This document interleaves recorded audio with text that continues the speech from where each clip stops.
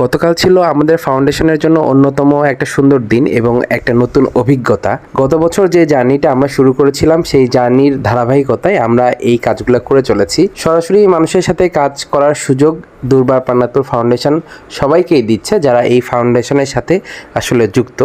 So সেই সুবাদে আমিও এই সুযোগটা পাচ্ছি এবং এই অনুভূতিটা আসলে ভাষায় বলা কঠিন। সো আমাদের প্ল্যান যেটা ছিল সেটা হচ্ছে গ্রামের যারা পিছিয়ে পড়া মানুষ আছে বা যাদের একটু আর্নিং কম, যারা তাদের দৈনন্দিন জীবনে সব কিছুর চাহিদা পূরণ করতে ব্যর্থ, তাদেরকে একটু ঈদ উপহার পৌঁছে দেওয়া। সো আমাদের উপহারের মধ্যে ছিল সুগন্ধি চিনি গুঁড়ার চাল, একটা দুধের প্যাকেট, একটা সেমাইয়ের প্যাকেট, চিনি, হাফ লিটার তেলের বোতল, আর হচ্ছে 1 কেজি করে গরুর মাংস।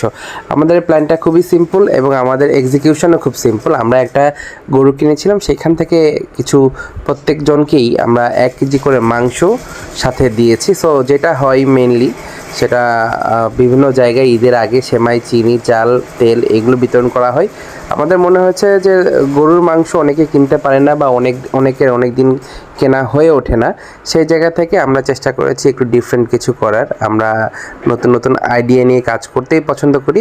আমাদের বাছাই প্রক্রিয়া একটু জটিল মনে হলেও আসলে কিন্তু এটা খুবই সহজ ছিল। আমরা প্রতিটা পাড়ার মুরব্বীদের কাছ থেকে লিস্ট নিয়েছি, তারপরে সেটা যাচাই বাছাই করে দেখেছি আসলেই তিনি পাওয়ার যোগ্য কিনা, তারপরে আমরা সেটা ইনলিস্ট করে দিয়ে দিছি। সো এই প্রক্রিয়ায় দুর্বার পান্নাতুর ফাউন্ডেশনের সবাই দারুণভাবে হেল্প করেছে আমাদের সবাইকে, এবং আমাদের যারা শুভাকাঙ্ক্ষী আছে দূর থেকে তারাও আমাদের সবসময় পাশে ছিলেন বা থাকার চেষ্টা করেন। আমরা সবাইকে নিয়েই আসলে আগাইতে চাই।